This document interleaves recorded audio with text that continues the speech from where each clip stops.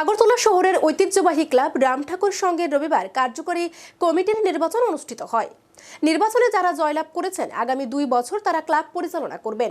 রবিবার সকাল থেকে উৎসবের মেজাজে শুরু হয় ভোট গ্রহণ প্রক্রিয়া। নির্বিঘ্নে হয়েছে নির্বাচন, কোনো অপ্রীতিকর ঘটনার খবর নেই। সর্বমোট 15টি পদে অনুষ্ঠিত হয় নির্বাচন।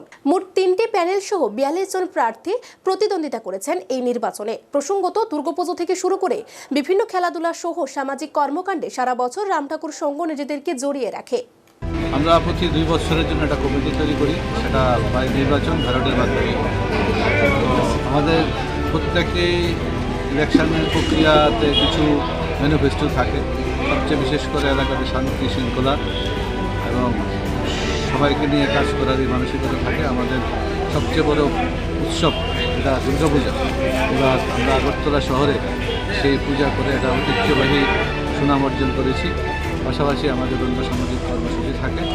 আমি যদি পুনরায় দায়িত্ব পাই, সামাজিক কর্মসূচির উপর ভিত্তি করে এবং ব্লাড ডোনেশন ক্যাম্প করে এবং সমস্ত দুস্থদের পাশে থেকে সংস্থাকে অগ্রগতির দিকে নিয়ে যাব, সেটা আমার একটা